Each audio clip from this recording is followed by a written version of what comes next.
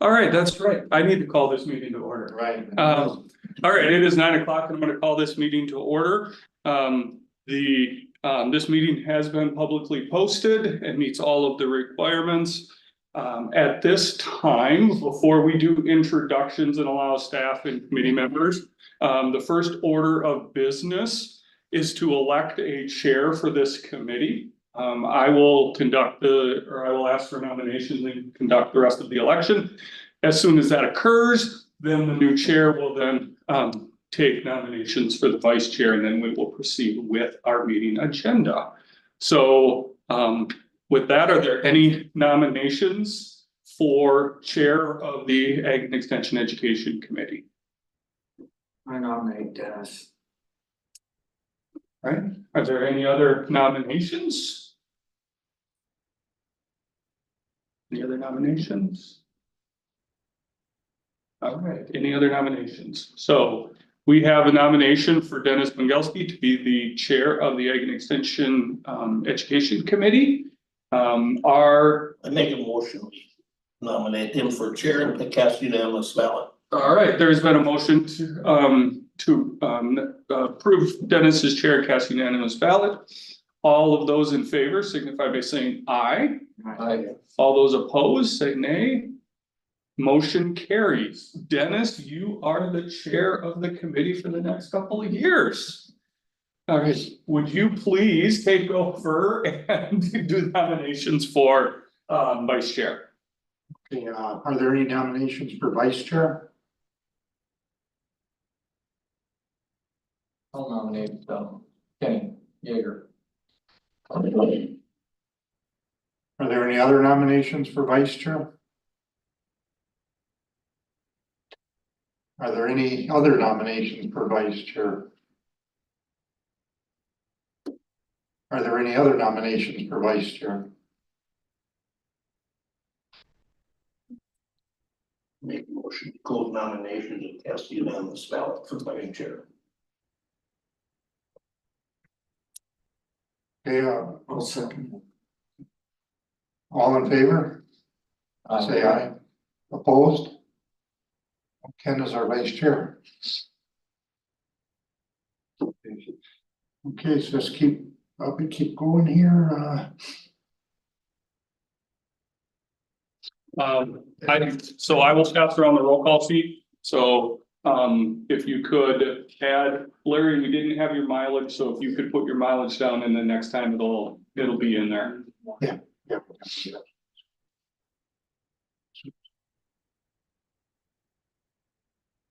Round trip, correct?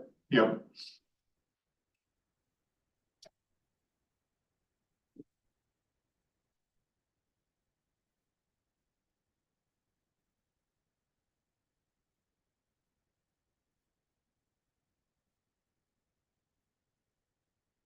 Okay, I guess I'll keep going here.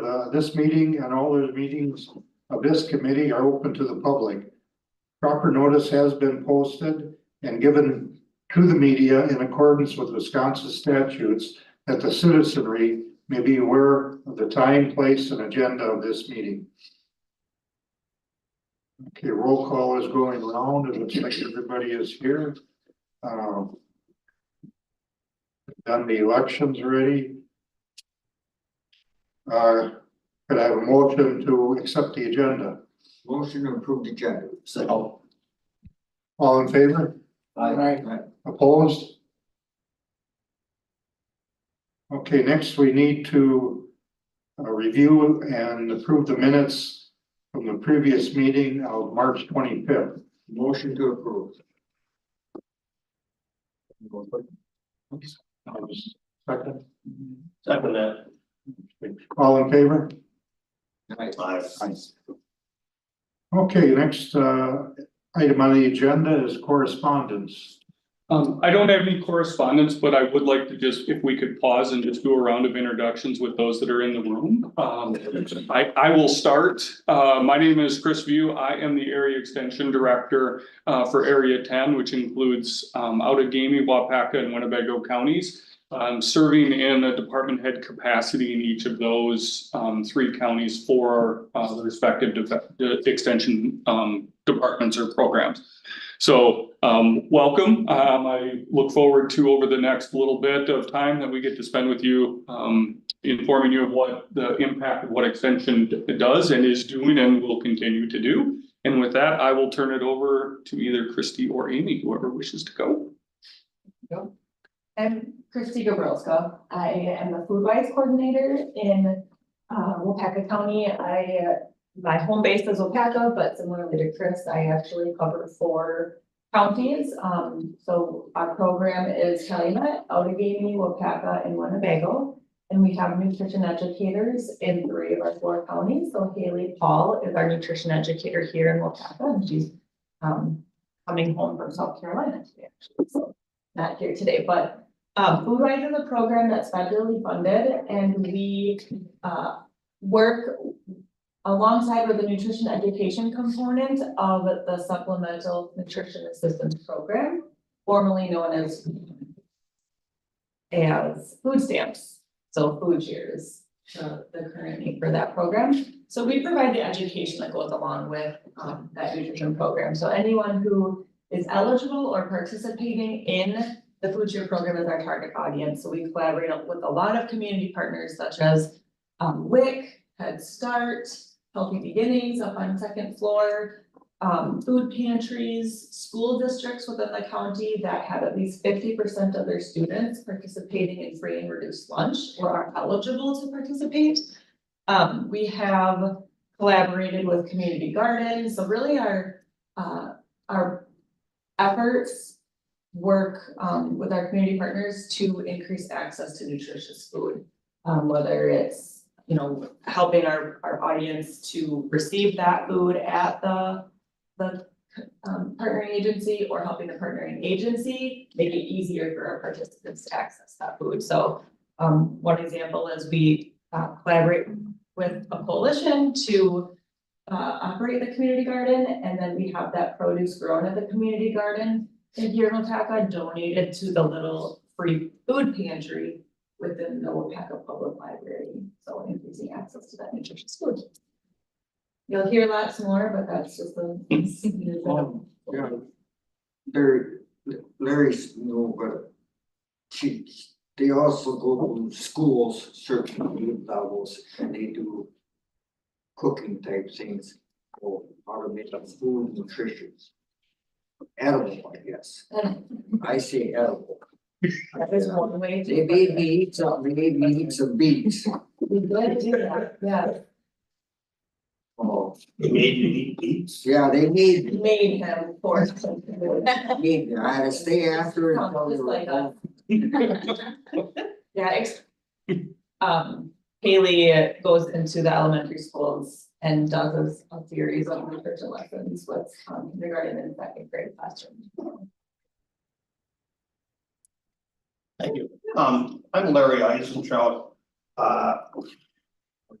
Grew up here, grew locally raised, born across from Hollis. I used to be in the hospital in Waupaca back in 1953. So anyway, grew up here in Waupaca and went to high school in Waupaca. Went to University of Wisconsin for a couple of years in ag, and then came back. My brother was in Vietnam, and I was in the farm. And we all come back. He come back from Vietnam. I come back from college, and my dad. We put up a partnership, and we created Eisentraut Farms. We farmed there for many years until my brother and I took the farm over, and my wife Artis is into 4-H, and my mom Doreen Eisentraut was into 4-H. She was a 4-H extension leader for 40, 50 years. So anyway, long story short,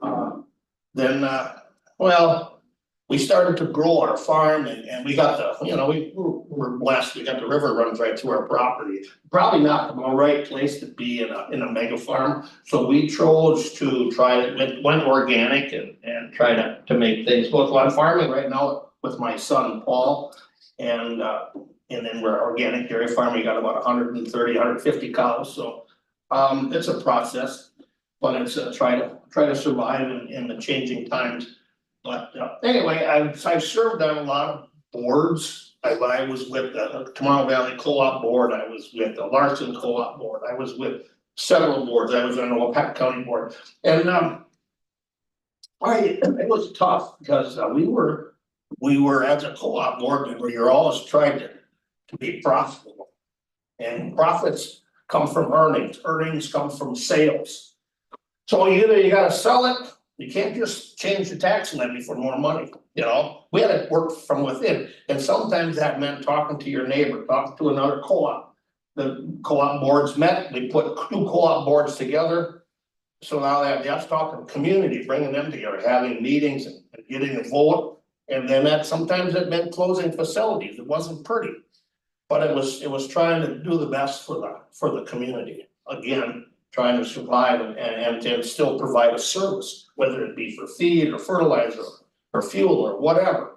So anyway, went through a lot of things, learned a lot, went to a lot of conventions to further my education, and I know I don't know it all either, but anyway.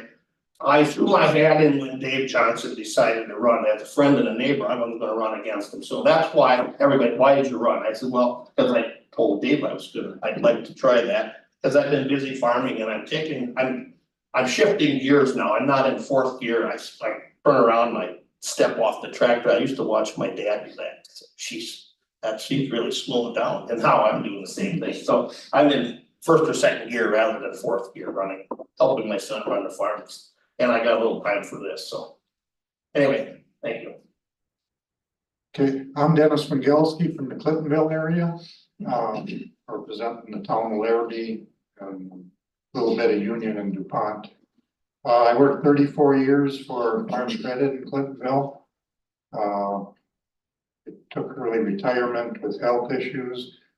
But now, since I haven't been doing that, I'm in much better health now than I was that many years ago. I'm treasurer for the town of Larrabee and plus on the county board. Ken Yeager, I was a welder fabricator my whole life. Now I retired. Can't even tell you how many years, 11, 12 years probably. Maybe 13, I don't remember. And been on the county board, this is my third term. And I do a lot of side jobs yet. Do whatever comes up. A lot of elderly people I do a lot of remodel jobs for. I don't always replace the whole door jamb. I fix the door jamb. I can save them $400 or $500. And I do a lot of big projects. I build pole shed, do cement work. A lot of big jobs. Matter of fact, I gotta get forms for a cement job. Guy called me this morning. I don't know this now. I'm gonna retire. I am gonna retire. I said to Ma Sunday, I gotta slow up. Because my hours are just, it just keeps on going. But I enjoy being on a county board. I really do. I get to see a lot of different people, get to talk to them. Always see her. I didn't see her yesterday or Saturday. I was at Bolton. Where was she? I did not see her. I seen her Thursday at a track meet in Clintonville. Will I see you tonight in Shawano? Yeah, I'm pulling the shot. So, got twin granddaughters and they keep me very, very busy. They're very active. And I always was big into sports. Coached Little League for 13, 14 years. I coached after my son was out. I enjoyed it. And I enjoyed all the committees I'm on. I'm looking forward to the new ones. That's all I have. Sorry, I was late. Were we going this way? Yeah. Okay. So I am Penny Tank, the 4-H program educator. I've been here, it'll be 27 years next month, in May. And I oversee the 4-H community club program and the 4-H outreach program. We currently have about 420 youth members in 4-H. We have 18 4-H clubs around the county. And Larry had mentioned 4-H volunteers. We have about 170 4-H volunteers right now. And not quite sure what else to say. So if you have any questions about 4-H, please feel free to ask and I'd be happy to share. But we'll report throughout the year on what we're doing. I had something to add for Penny. She does a lot of activities, so do the other girls. Let me tell you, girls work hard. Penny works hard, a lot of weekends, Saturdays, sometimes Saturday days, and then she's working Saturday night. So I mean, she's very involved in the community and the youth. Give her a lot of credit. Thank you. And it's nice to see you at everything. And Larry, my husband was on the co-op board with Larry. So now we need to slow down as well. Yeah, we got it. My name is Dick Rowan. I'm from the Bear Creek area. Right next to Larrabee. I worked for the highway department for 30 years. I was on the town board for, I think we figured it was 10 years.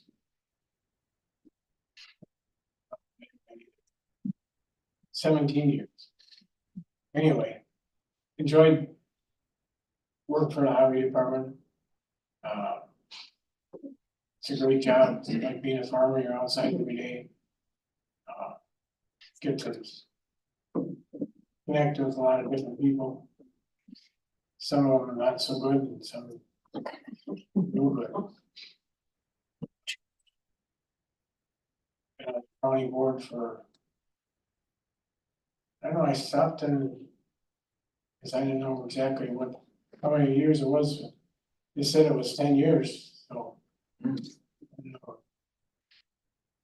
I don't remember things. I'm so sorry. That was a good experience for everybody to be at county board, town board. Thank you.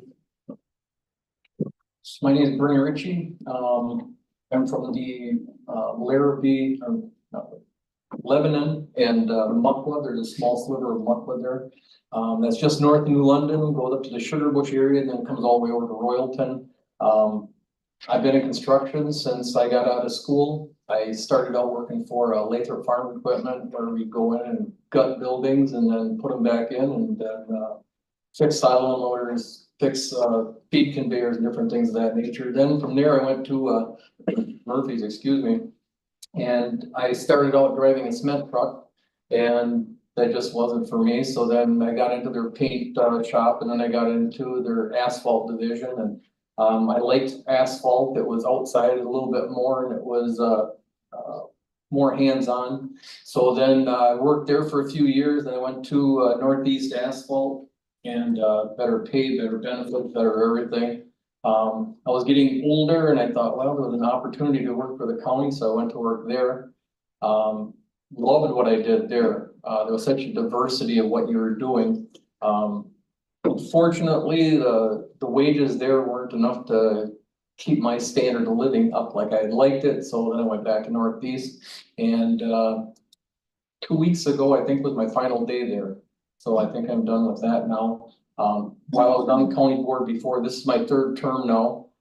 I enjoyed what I did. I learned an awful lot from the different departments I was on. And while I was on the county board, still trying to work, it was very tough to give up 6 hours of work a day. And then when I got done with the meeting, I would be running around the state trying to catch up with the crew again.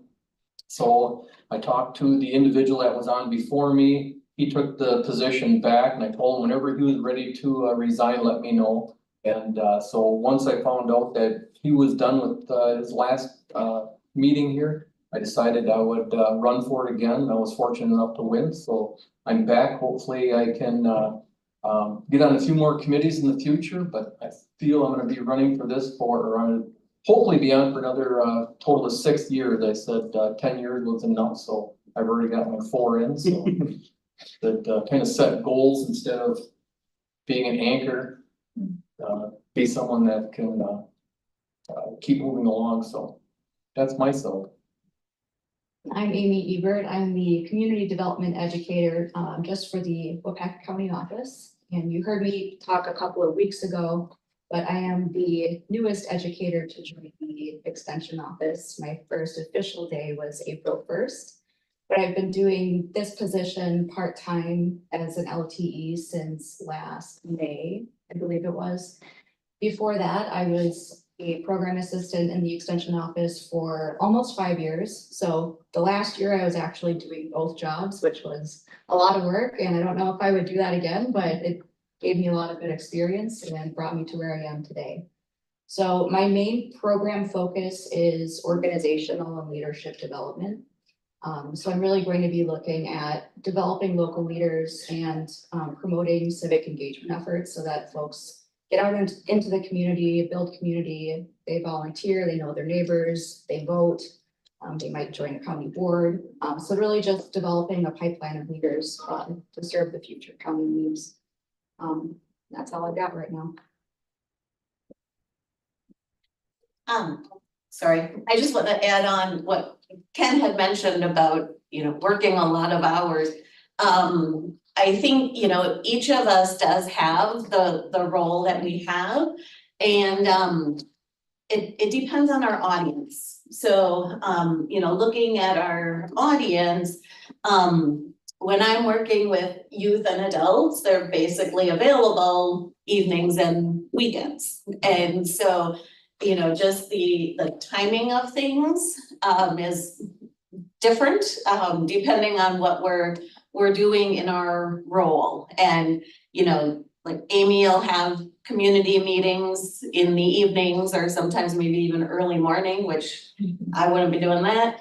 And with like Christy and Haley coming up in May, I'm going to be doing with them a class up at Compassionate Connect Center up in Clintonville for families with young children, and that is like 4 till 5:30 on a Wednesday night. And so everything, it just it varies for each of us, and our goal is to be out in the community. So whenever we're however that works. And something I'm not good at is like trying to balance that with family life and everything at home. So just each of us, depending on what area we're working in, it's when our audience and the community is available. So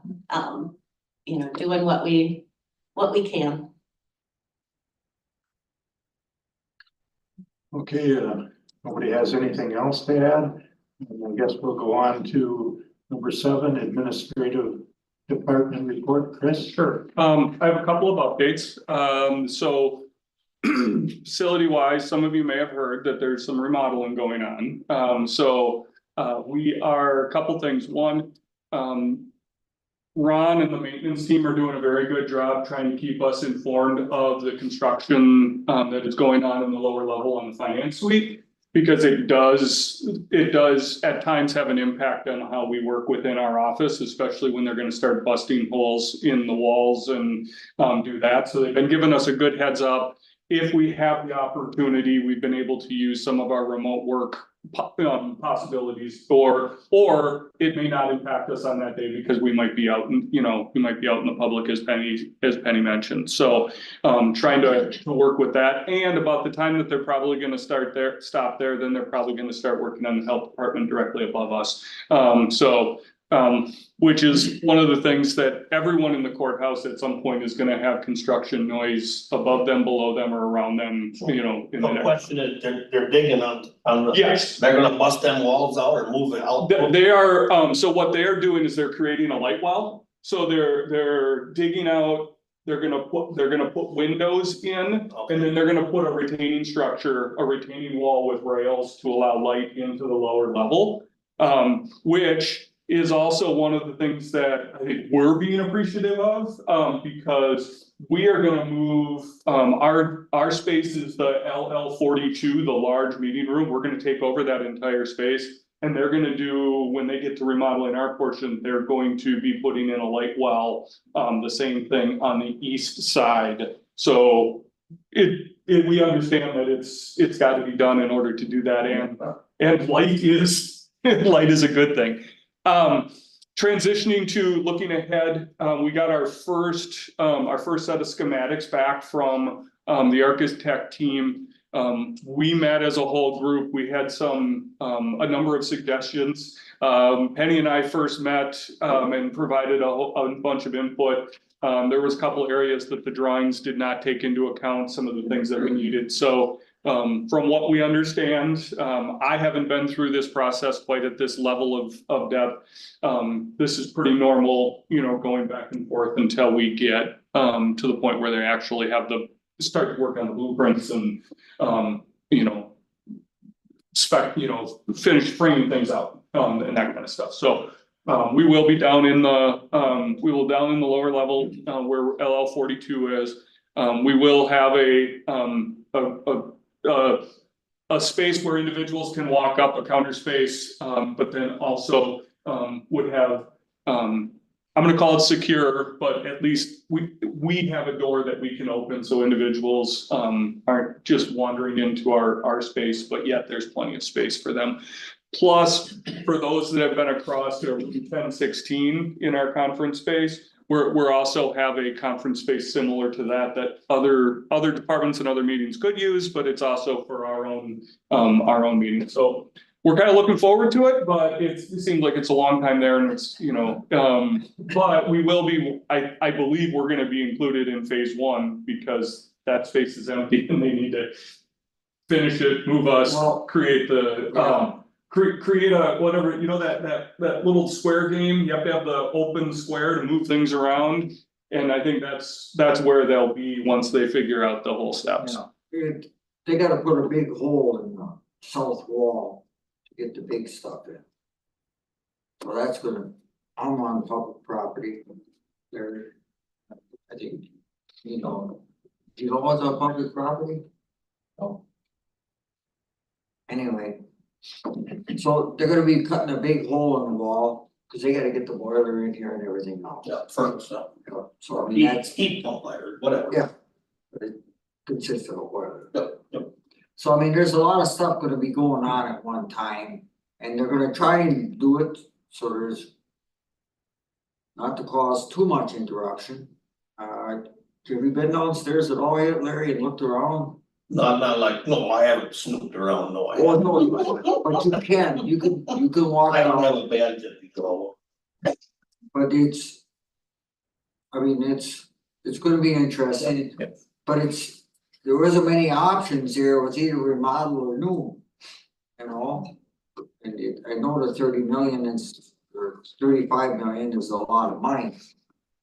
But let's hope we can stay under that quite a bit. Did they give you any type of idea when they're gonna be completing that section for you?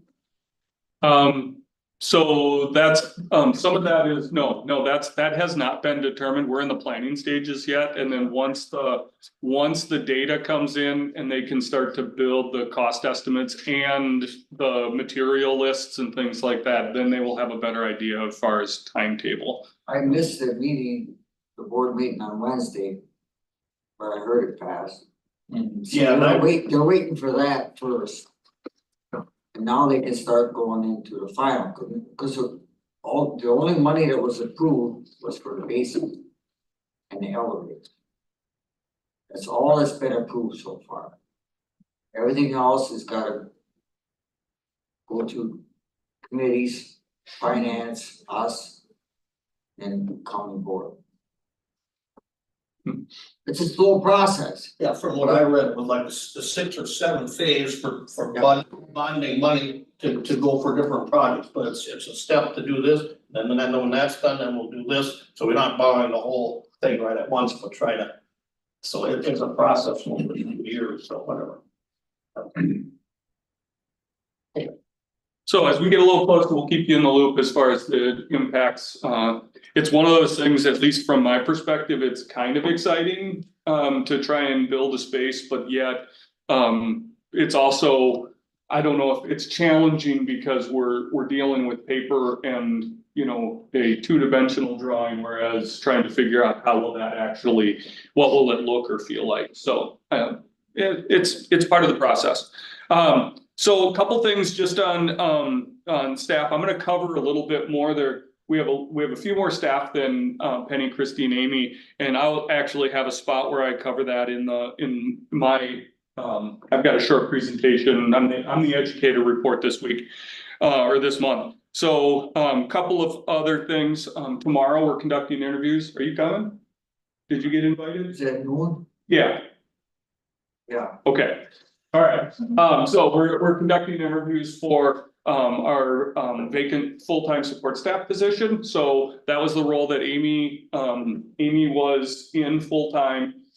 She took a part-time or an LTE for the community development educator and had a portion of her program assistant role. And then with her formally taking the full-time community development educator role, then there is a full-time vacancy. So we have interviews tomorrow. Hopefully we will, Ken and I and HR and then the team input will, hopefully we plan to pick somebody good that'll work with Haley. And so in a couple of weeks, so maybe by the next time we meet, we'll have another individual to be able to introduce to you. The other piece is that we do have a human development relationships educator who is on leave. I hope to have more information by the next time that we meet. So there's more in that. There's continuous medical leave. So I'll give you more updates when I have something that I'm able to share a little more publicly.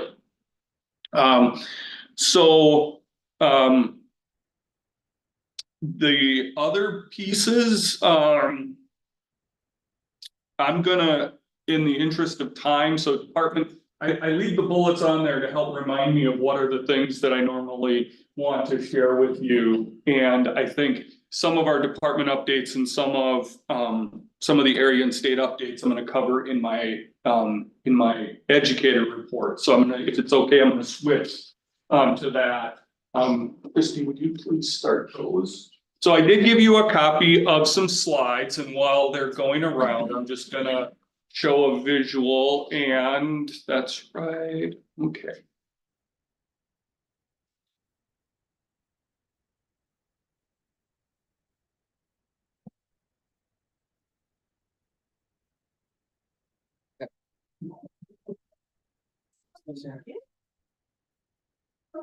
Okay, gotta do this the other way around.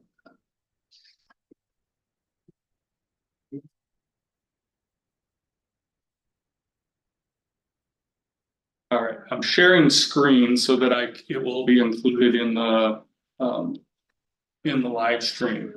So today, intentionally, I'm gonna give a high level overview, and I am not gonna try to cover all of the things that FoodWise 4-H community development, human development and relationships that they do today.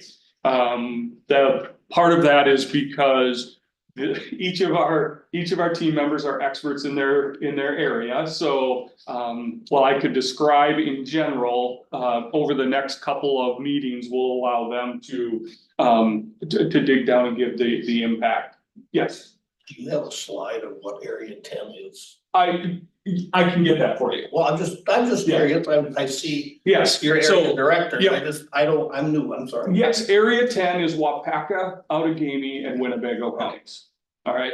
Yep. I actually do. So County lines. county lines. Yep. Yes, county lines. So extension is a partnership that's been going on for over 100 years, and it brings the university to the county. So that's the big piece, and I want to just share a little bit about some of the hows and whys that we've got. So a few things about us. So our mission is to get the knowledge and the resources of the University of Wisconsin and the National Land Grant System to be available and accessible to individuals in our communities wherever they might live and work.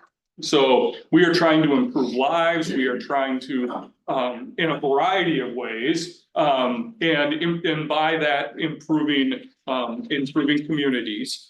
And the other key piece is because we have local connections, we are trying to meet local needs and using those resources to address those local needs.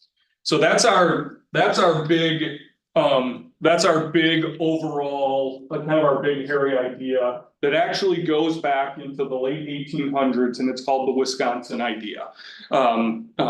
Chancellor President Van Hise at the time is basically, he had a different way that this is distilled down, is that the borders of the campus are the borders of our state. So that was his vision back in the late 1800s. So just showing you a little bit of a different, an early picture that was snapped is a young picture that was taken, a young man or a man on a pile of corn, because some of the things that we started with were improving the yields on some of our farms by the introduction of hybrid seed corn or other developed seeds that may have cost more, but they may also ended up in some higher yields and resisted diseases and things like that. So that's some of the things that we started, and that's where we started. We also probably could have a couple of pictures of some 4-H kids canning tomatoes or doing some other traditional early 1900s activity that would have been appropriate for boys or girls at the time. The quick snapshot is showing a group of youth around a bunch of computers working on a project together, which is a little bit vastly different than measuring the yields of corn by hand back 100 years ago. So we really look at Extension as a statewide network. We have local ties, and we also have regional and statewide networks that our local educators can connect into and draw resources from. What our big thing is, we want to connect research and the results of that research that are happening, and again, not just at University of Wisconsin, but all over the land grant system. So say Minnesota and Illinois and Iowa State and Michigan State, and to be able to connect those and to get those resources directly to the individuals that where they live and work. So one of the things that started the land grant system. So the land grant system was a series of three public laws that granted tracts of land to universities for them to establish, or for colleges to establish universities that focused on some very core curriculum that was not necessarily the curriculum that was taught at Harvard or Yale and the colleges of the time. The first act was in 1862. All three of them are the Morrill Acts. Justin Morrill and Abraham Lincoln crafted the Land Grant Act in 1862, and it was all about access. At that time, only individuals who had wealth and privilege, and then that also meant mostly white males, were able to attend university, because it was both, there was a cost factor and it was gate kept, meaning there were all kinds of barriers that prevented individuals that were of the working class to be able to attend and receive this education. So it was about providing access. At that time, it was focused on the northern states and establishing a land grant. UW Wisconsin-Madison is the land grant here in Wisconsin. In 1890, there was a second land grant act that provided access to, for individuals that from our historically Black colleges and universities. So 1890 was a land grant, and most of those are in the South and the Southeast, the Southwest. And many of those, such as Tuskegee, Howard, other predominantly Black institutions that then had the financial ability to offer these programs and provide access to those individuals. In 1994 was the most recent land grant. This was providing access and opportunity to our tribal colleges and communities, our tribal colleges in concert with our tribal nations throughout the United States. So Wisconsin actually has two 1994 land grant institutions, Menominee College in Menominee County Nation, and Le Coudray, sorry. Lac du Flambeau and Le Coudray in my brain sometimes get mixed up, but Le Coudray over in Sawyer County over in northwestern Wisconsin is also a land grant, is also a 1994 land grant. So providing access to university research resources to help improve lives of the community. So we have connections. Extension has connections in all 72 counties, and the three tribal nations, or three of the tribal nations, the two of which that have both the Menominee Nation and Le Coudray and the Ho-Chunk Nation. Those are the three that we have established partnerships, but that doesn't mean that we don't engage with our other tribal partners throughout other parts in different ways. This is where we have office space, physical presence. So one of the things, kind of how we do things. So in about 7 years ago, we kind of went through a bit of a reorganization. And the state was divvied up into 22 areas. So areas range from 1 county to 5 counties. So area 10 is a 3-county area. So Dane County and Milwaukee County, so larger population, larger staff, larger things. They are single county units, and in some cases have just as many staff as area 10. Depending on the time of the year. So we are provide administrative oversight. And the other thing that the area directors and myself, I am the supervisor for all of our county educators, and I'm also the direct supervisor for our program assistants. Now, there's one asterisk that I am Christie's supervisor, and Christie supervises the FoodWise educators throughout the county. So we have that. If at any time, I would just like to ask you if you have any comments, kudos, criticisms, questions about performance, I would really appreciate if you would come and chat with me first as the direct supervisor, so that I can help understand where things might be, possibly facilitate a conversation or provide answers to some questions. Okay, that hasn't always happened, so that creates a little bit of stress at times with relationships, and so I would just like to remind that I am the department head. I'm the supervisor for these individuals, so I would appreciate. Well, one, I think in many cases, I think the staff would appreciate direct feedback or questions that you might have, but I also would be someone to be able to be kept, to be connected with and to be kept in the loop of whatever might be going on. And good and positive feedback is also welcome, right? We don't have to have just when there might be some negative things. So big picture, this is statewide. We're going to get a chance to have the educators as we go over the next few months to be able to drill down a little bit and provide some more information about how we impact locally. And I believe this is also calendar year 2022 data. So we don't have 2023 data quite yet. So overall, we have 370,000 direct contacts for educational programming. Statewide, over 22,000 4-H youth. In many cases, not all cases, but I know for sure in Area 10, our membership, 4-H membership has rebounded and is growing. There was a dip during the pandemic in membership, and if it's not caught back up, there's even a little bit of growth depending on the county and some of the activities that are going on. So in Wisconsin total, over 7,000 adult volunteers with our 4-H programs. This is probably a low number, but 105,000 and more receiving food-wise nutrition education. Again, 2022 numbers, partnering with 108 local partners.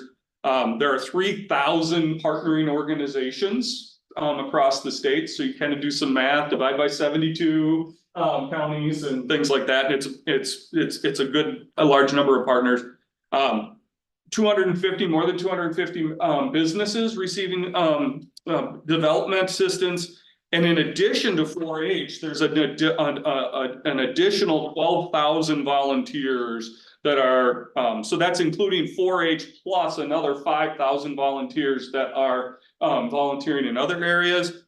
300 hours of community service, and that's a round number, and is probably, and in most cases, I can almost guarantee you that number is underreported by the volunteers themselves. So we could use some different numbers and put some math to that, the value of their time to see what the in-kind benefit would be.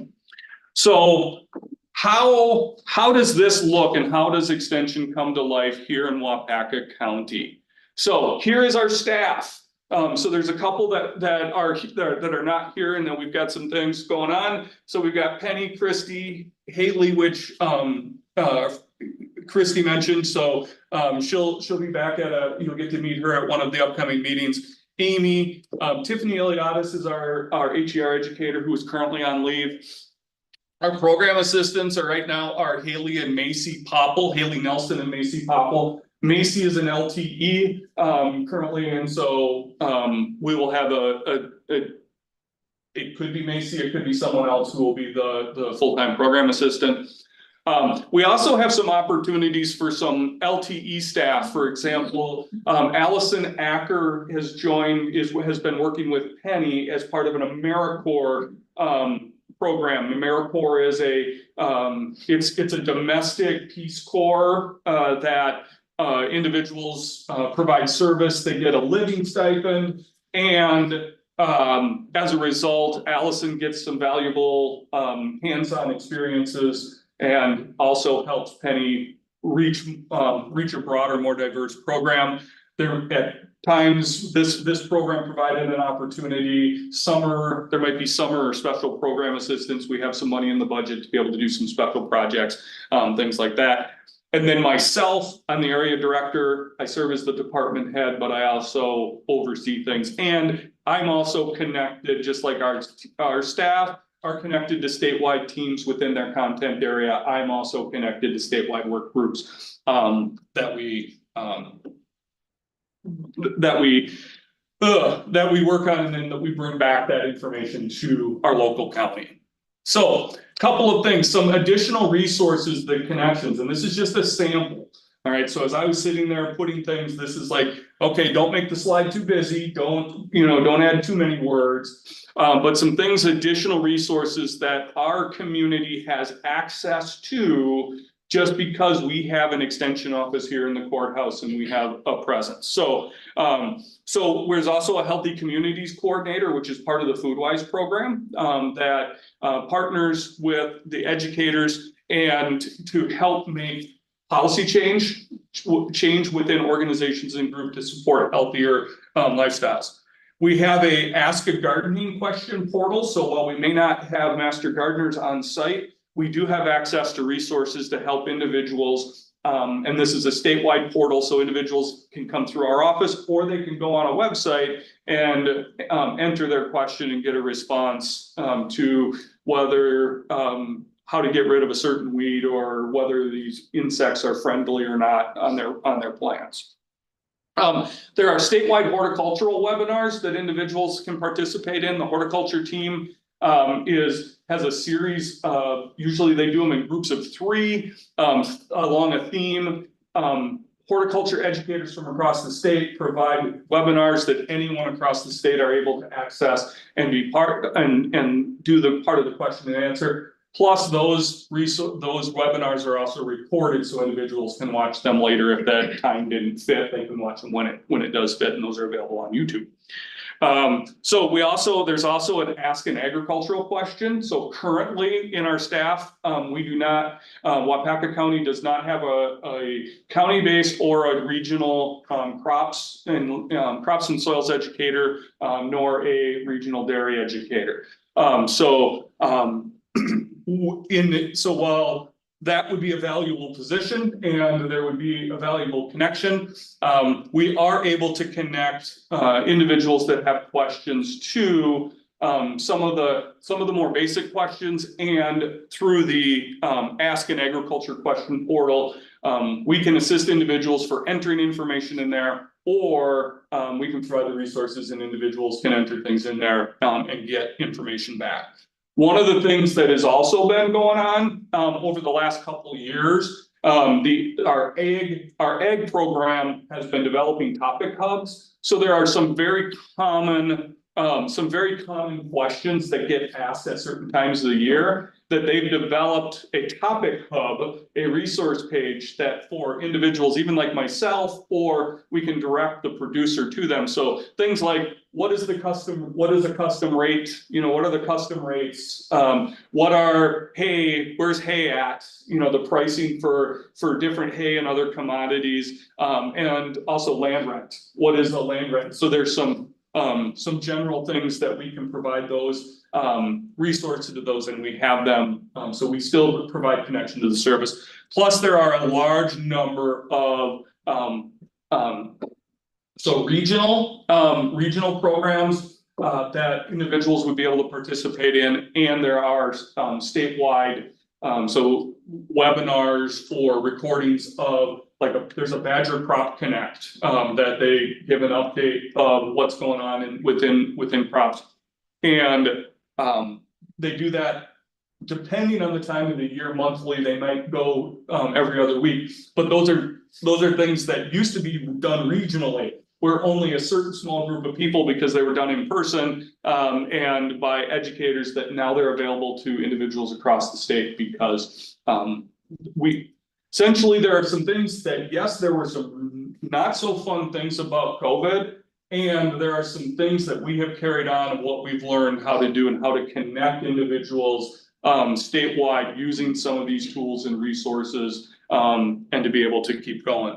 We have a local government center that provides that Amy is able to connect with and provide some resources depending on what the topic might be.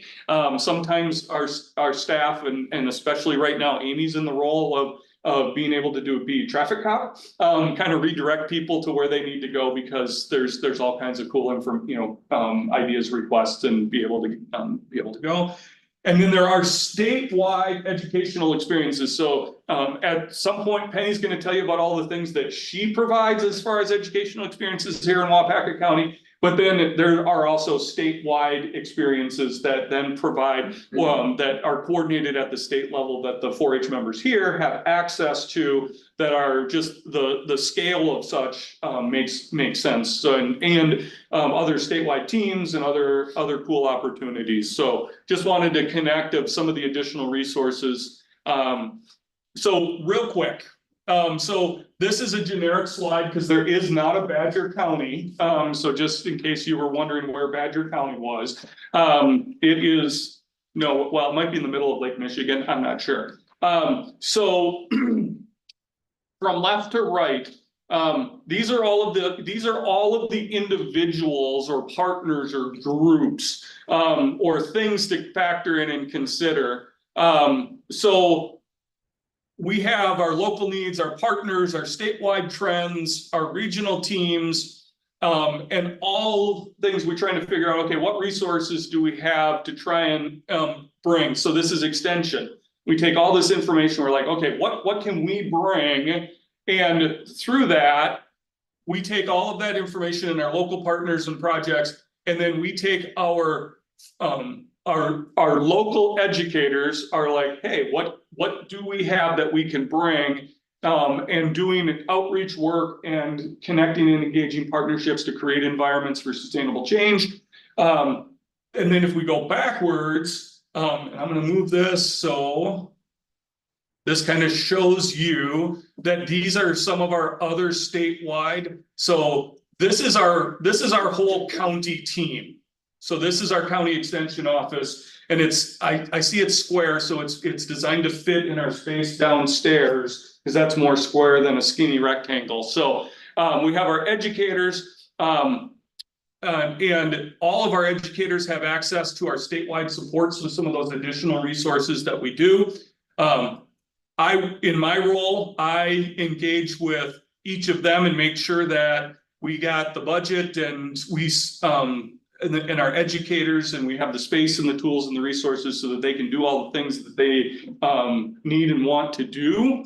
And then I am connected to our assistant dean. My supervisor is an assistant dean that oversees areas in the southern half of the state. And then we're connected to our dean and the statewide leadership team, which is there's 2 other associate deans and the directors of 3 other associate deans and the directors of our various support departments. So just to kind of give you an idea of how our structure works. But the other piece is that this is there should really be some 2-way arrows from this block to our county department, because we're continuously going back and forth with what our local needs are. And so a little bit of how we do it. So because we are local, we can help understand the context of understand the context and the needs, and to be able to effectively connect and engage with both our local partners and our state and regional partners. So we say, okay, then we prioritize development work plans that are going to work for the betterment of everyone, that are going to improve the missions and vision of each. We design and deliver educational programs. So that's our educators, either developing educational programming or training individuals to then be able to do outreach. Then measure impact. So evaluate, adapt, and then share our work, and then do it all over again. And it might look similar, and it might be like, hey, we're going to do something different because some of the context and the needs have changed, so we're going to do things a little bit different. So, high level overview, very quick, but I intentionally wanted to give a connection to our state and where we are, because we have our awesome team that over the next couple months is going to give you, show how they connect those resources and impact locally. Does anybody have any questions? Larry, you understand it is, you probably knew Greg Bondi years ago. Oh, I knew Joe Walker too. They were there, so, Okay, I remember we used to test milk in downtown Waupaca. That was testing milk in the day they were on the forefront. And while I say that, Don Long passed away just the other day. Yeah, the funeral was sad.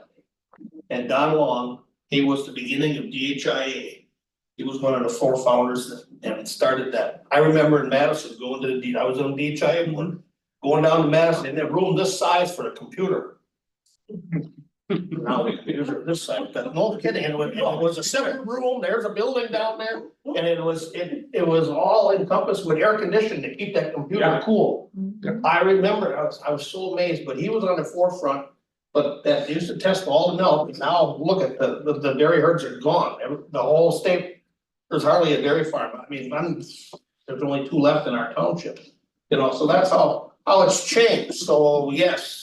Agriculture is still there, but it's changed. But And at one time they said, well, oats was the big crop in the state, and potatoes, potato warehouses. Potatoes were big. Potatoes were big, I used to raise potatoes in Waupaca and then you get the train in Milwaukee, but anyway, it continually changes, so. It's good, I mean, now I see that you, the extension with the tribes, you know, the land grant, so it's all a process, so. Another question. And it just, I always listen to the news a lot, I have too much news sometimes, but a lot of, in the news now, everybody's worried about. And it's a big deal for students, like, hey, they got this huge loan they took out. And I listened to another story, and then maybe you'll see where I'm coming from, and he had a student loan, this was back in 1980. So he said, he tried to, went to school, got to be a teacher, he says, if you go, that's like Peace Corps. You go somewhere and you teach these people on an island, so he went to some island north of Venezuela, and he taught school there, they'll reduce every $100,000 or $10,000 each year for as many years you stay there to get rid of your $60,000 or $80,000 student loan. So he did, well, he ended up staying there, married, and now the same school, he's all, I think he's the board of directors on that school, in that little island somewhere.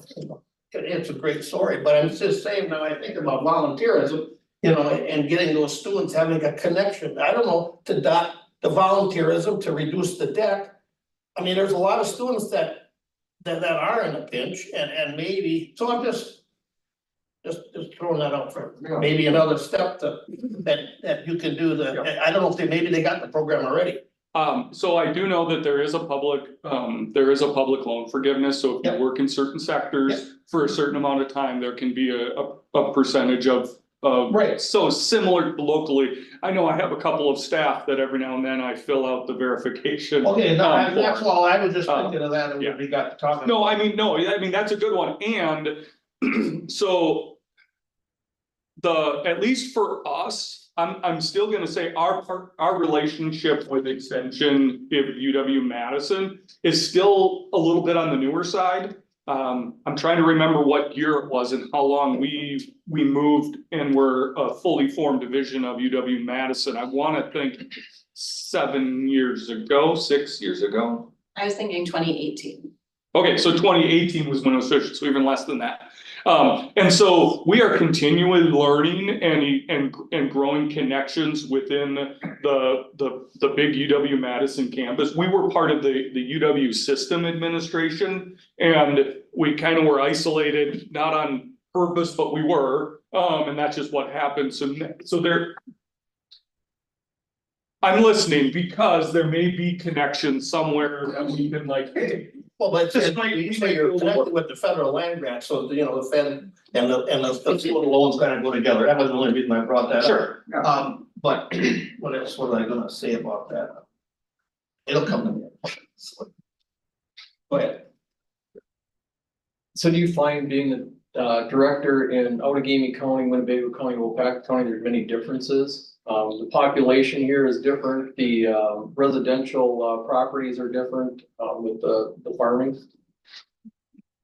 So I would say, so yes, there are differences, but they may not be as dramatic as one might think. 2 years ago, 2.5 years ago, we all 3 county offices, we did a civil rights review, which is part of our federal funds. And when we did that, we took a look at a number of factors. Now, the one thing that we do know here in Waupaca County compared to our surrounding area is that our overall population is older than our surrounding neighbors.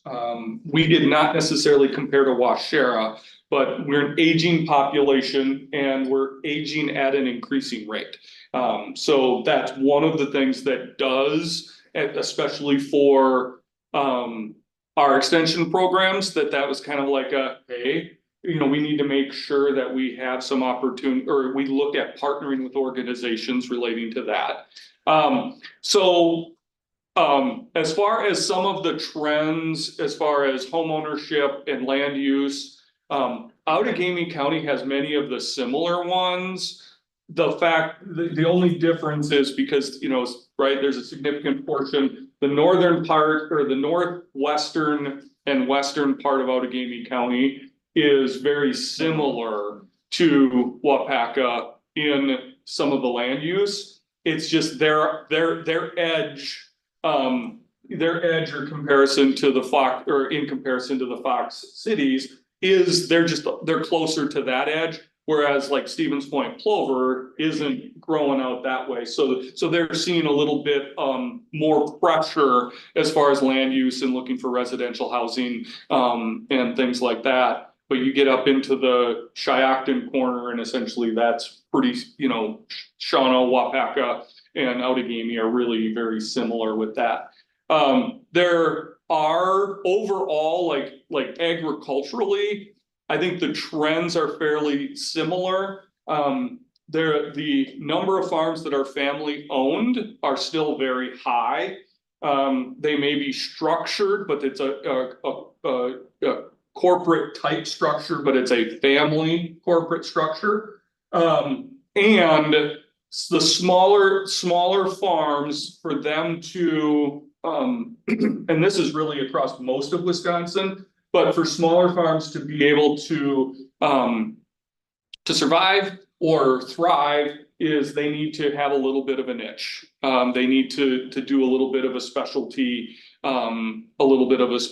area. And in some cases, that's where there are some extension resources and some extension folks that can provide a little bit to aid in that.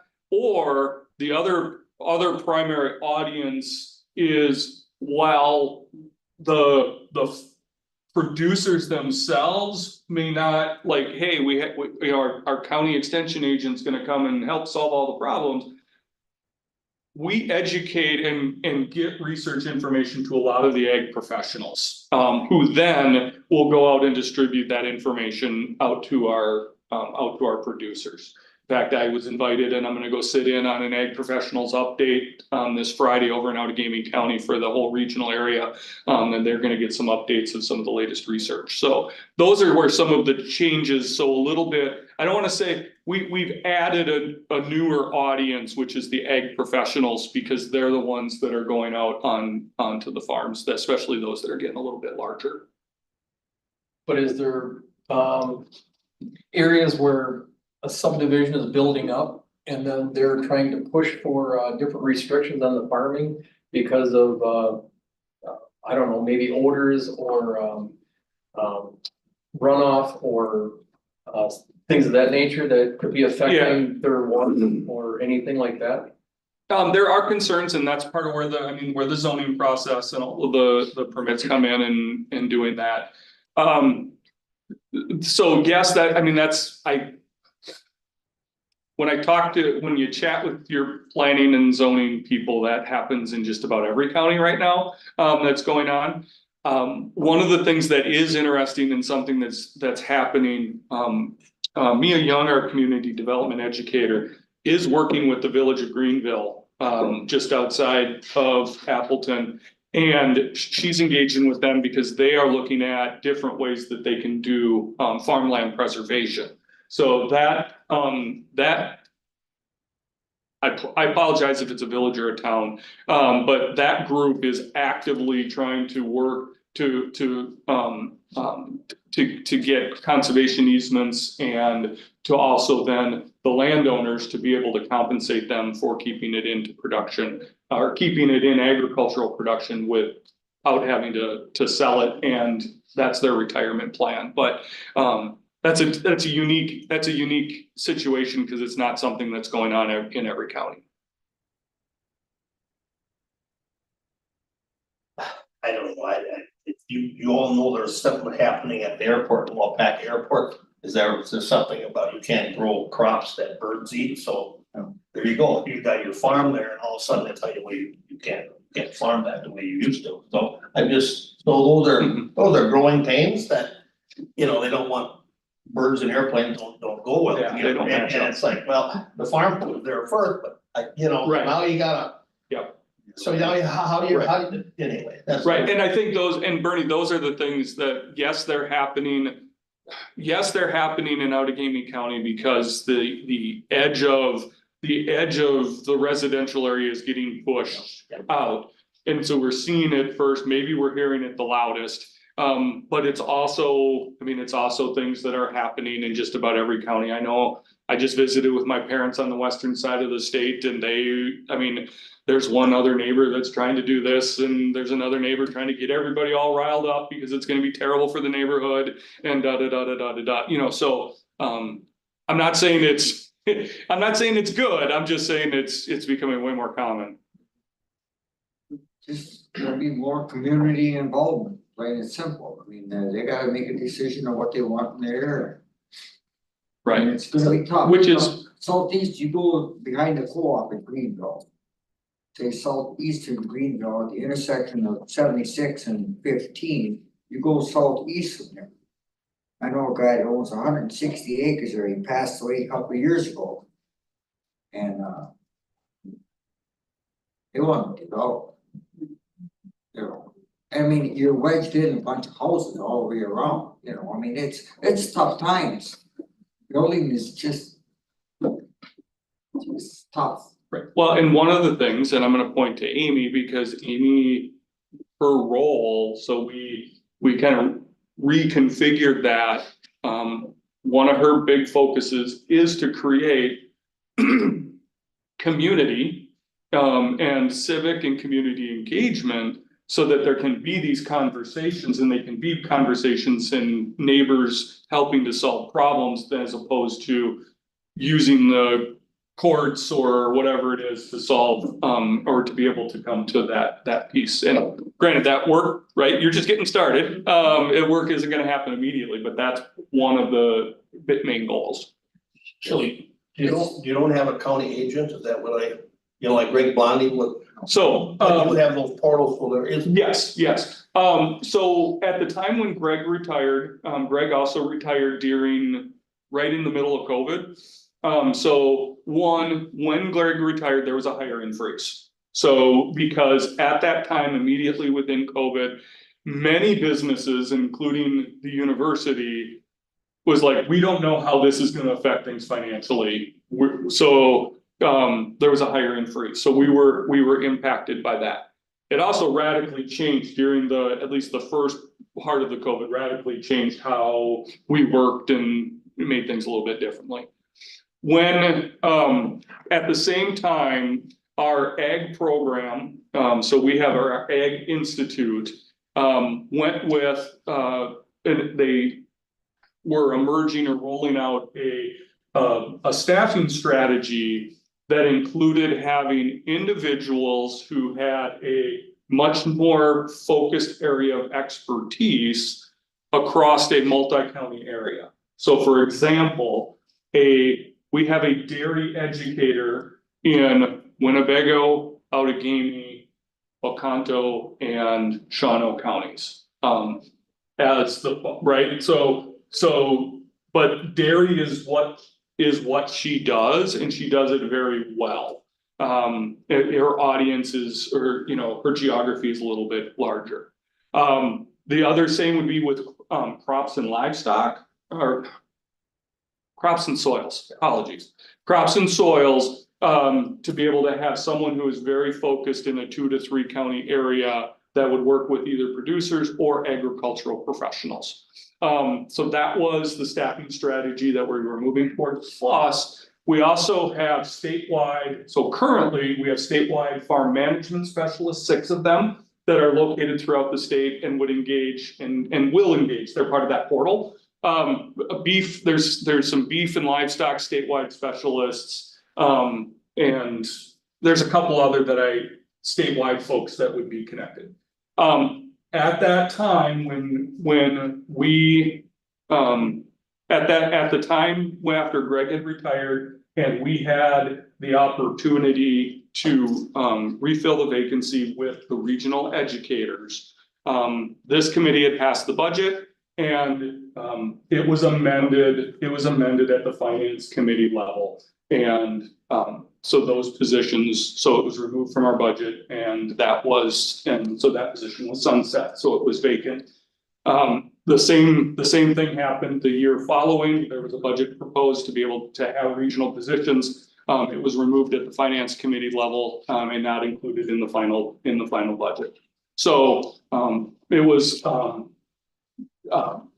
that's where we're at. We do have, that's also though why I wanted to emphasize that while that decision was made, it does not mean that the residents of producers of Waupaca County have no access. It just, it looks different. It looks different than when Greg was here. And it also means that local programming is gonna be limited, a little more limited. Not saying that it won't never happen, but to have a speaker or someone come in, it's a little bit harder to do and to bring someone in with minimal county investment in that particular program. I think you're right on track, and I think, when I look at the young producers, this is what they use. They just talk to me about that, and they get back, and they look up stuff, they're always talk to me on that, and then, because they're busy too. Yeah. So, yeah, and if, I guess if someone can talk to them back on that, because that's, I know Yes. I just another expansion of that, they'd be more apt to ask for more advice if they can get someone that could talk to them on their phone. Yeah. Anyway, that's all. Cool. You're on the right track. Thank you. Yeah, are we done with educator reports? Yes. No? Yes, Good job. thank you. You can cover it. I know it didn't cover everything yet. Next item is outreach, education or program reminders and announcements from staff. Either of you. The only thing right now, since I'm still doing my onboarding and training, there is a Nonprofits Connect to Learn series coming up, starts in June. I believe it's a 6-week series, don't quote me on that. But it's, this one is about fund and donor relations. It could be good for organizations who are trying to tap into some additional funding resources and how to manage those relationships. If you're interested, let me know. I can send you the information. I had just wanted to share, last week I was, and Amy was as well, we were at a conference that we have our, as educators, like I'm a part of the Wisconsin Association of Extension 4-H Youth Development Professionals.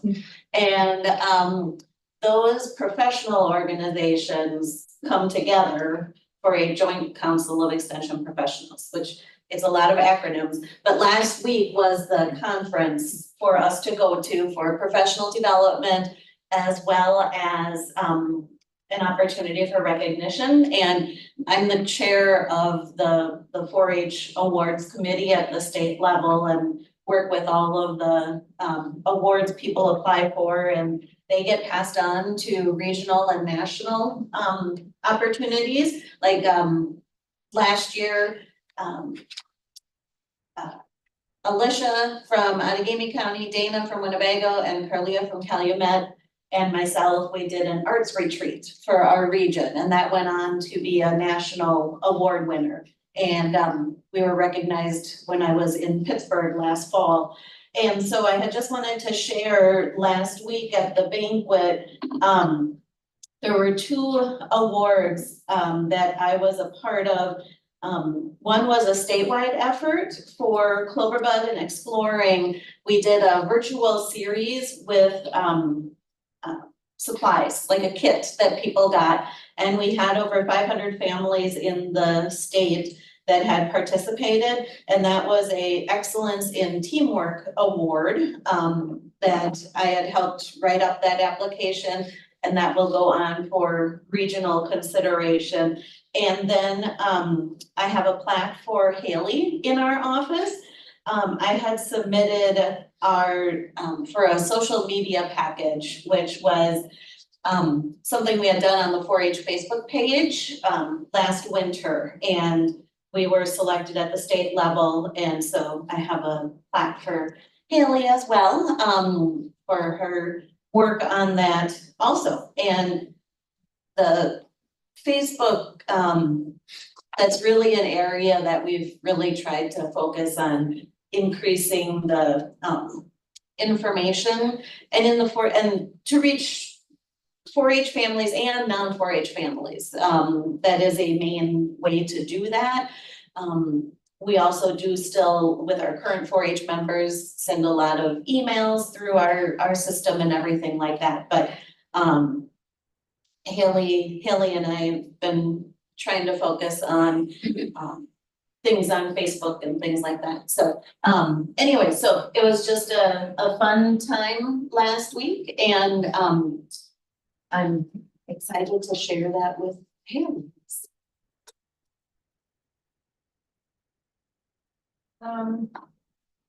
Anything major coming up, I will just share that this is the time of year that we're actually putting our program plan together for the upcoming year, so we're kind of always thinking a year ahead. So our fiscal year runs from October 1st to September 31st, so we are right now finalizing our 2025 program plan. So lots of program conversations with our partners, putting those final details on, and then we get to kind of sit and focus on our current year, 2024. We have a lot of summer garden collaborations coming up. We do a children's garden series at the Waupaca Community Garden in collaboration with Master Gardeners. And then we invite our partner families, so WIC families, Head Start families, Healthy Beginnings families, and then we collaborate with the public library, so they come and do a story time at the garden. Penny comes and 4-H is a part of that as well.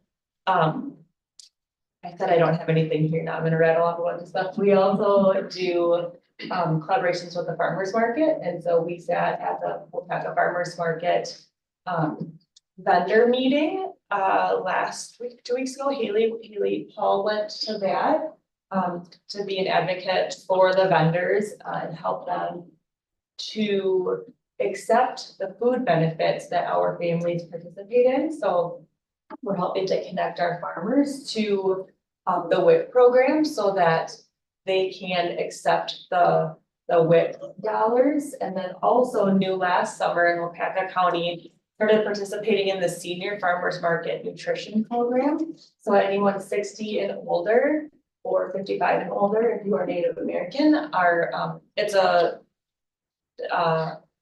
income eligible program, but in Waupaca County, you would reach out to the ADRC nutrition meal sites to learn more about that. And then that is $45 per qualifying member in the household to spend at farmers markets on fruits and vegetables specifically. So we are actively reaching out to farmers right now to that do not currently participate in that program to see if they are interested, to share the benefits with them. I mean, essentially, there's a lot of money that's going to be floating around Waupaca County that can be spent locally on fresh fruits and vegetables. So we're trying to connect those farmers to it's the WIC office or ADRC center to onboarding is like a 20-minute training that they can do either over the phone or so. We've been busy doing that, and then there was one other thing I was going to share. Oh, we are also in collaboration with the Be Well Waupaca County Coalition that Amy, myself, and my colleague Haley are a part of. We are onboarding a community garden manager. So that will be, we're looking to offer $500 a month from May, which we magically have somebody starting in 2 days, but May to October would be cool. If you know anyone, ideally 18 or older, who has a passion for community engagement and gardening, we're looking for someone to be that main contact for the community garden here in Waupaca, which is the garden that I'm referring to is on the Theta Care property with the old middle school ground. Old middle school that now Theta Care their education, yes. School. Yeah, so there's a garden kind of across the parking lot from that building. The playground. Yeah, and there's still a basketball hoop there, and it's a really nice community space that we've put a lot of energy into the coalition, has. So we're looking to. Hopefully they put in some topsoil or something. We did, and yeah, built some gardens. So if you know anyone who may be interested in that position, you can reach out to me and I can get more information. And Saturday is the fun. And Saturday, the coalition is hosting the superhero fun run, which we've been a part of or have hosted now. This is our 5th year, so not too late to sign up. It's a really low cost, non-competitive event for families or individuals to participate in. My kids have done it the last few years and they dress up like, well, now 4 years in a row, Spider-Man and Spider-Woman. Is that what's advertised on the road outside of town on a banner or some run walk or what was it in memory That might of be or the something whole different? walk or the Oh, walk or. memory walk. That one I'm not sure. Okay, I don't. Yeah, I don't think we have any banners. Okay. But if there is, I believe there is a walk the same day. Another walk the same day. I guess the whole walk. Yeah. Hmm. Which is, I think that might be a different one. Details are fuzzy, but yes. but yeah, we, if you or your family or kids or grandkids might be interested, that is here in Waupaca as well. And we start actually at the Old Riverside School. That's the starting point for you can do 5K run or walk or a 1 mile run or walk. Strollers, dogs, all welcome. And we're doing a lot of community from engagement so activities, hoping to have, a little bit more to do than just a run or walk. But then once they finish, there will be some more things for kids. That's the nothing that I have going on right now. Okay, if that's it, then I guess the last thing we need to do is determine our next meeting and apparently how often we haven't had meetings. So in the past, we've had either the last Monday or the 4th Monday. One of the things that in the last committee schedule, we moved to the 4th because it was a little more consistent. And we have some of our extension groups that when there is a 5th Monday, they try to do professional development, which then would put us in conflict because we do want to have our staff the opportunity to participate in that. So that's what we had done at traditionally, but that does not mean, I mean, this is your conversation of finding the time that works for you guys. Does anybody have any ideas you'd like to present? I guess since you've been doing it on the 4th Monday and you do have staffing issues for the last Monday of the month, that we stay with the 4th Monday. Sounds good to me. I don't know what, I got a lot of meetings coming up, but Monday seems to be all right, the 4th one. Okay, it works for now, but I might be busy in the fall. Got a lot of things. We'll all do that. So my question to you would be, because of how May falls, the 4th Monday is Memorial Day. Our office is closed. Our staff will be, you wouldn't believe the amount of paperwork if we wanted to work on that day. That's for me, not them. So the question is we could look for an alternative meeting date or use that as one. We try to meet at least 9 times a year. Usually a little backloaded August, September, October, possibly November, but August, September. So here's what we normally would do. August, September, October, because we would have budget related approvals that would want to go through and we'd be part of that process. November almost always falls in Thanksgiving and deer hunting, and December would be Christmas. So we look at our agenda and we would find an alternate date for November, December. And we usually do that at the October meeting, once we kind of get an idea. And we also look at our agenda, you know, where we're at and what we might have. And generally just one meeting. Yes, For just November one and meeting for December. November, so in December, so we compile those two together. And then we'll usually somewhere in the winter. Usually we'll skip February, So maybe this May 27th, we'd rather not do it, just do it on June 3rd or something like that. Well, we gotta be careful on June 3rd, we got WA, I mean. Oh, yeah, okay, that's for, yeah, I get it. you know, If we only have 9 meetings, we Yeah. just skip the month of May completely. Well, that's fine, because it. yeah, that's, I guess, sorry, I was trying to give context, but that's where I was going, is that May could be the, Yeah. Month. would be one of the skip, and then we'll have educator report, and, yeah, we'll be in our normal swing of things. So then generally you don't have a meeting in February? Is that what you're? Correct, Okay, so if we left February out and the May meeting out, and then combine the November, December meeting. then that would be our the 3 schedule, Meetings. yes.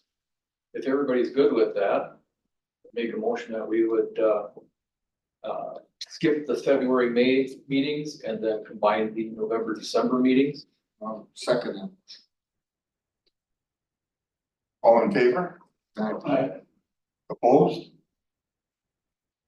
That motion passes. I just want, if you guys got any questions on that remodeling, don't be afraid to talk to me, if you aren't getting what you want. Don't wait too long, make sure I'm available. Sounds like a plan, yeah.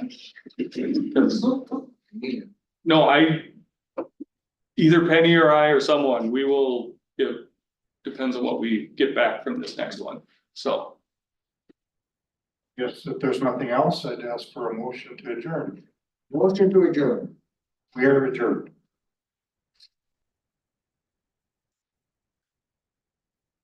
Ready for break about a month ago, but it was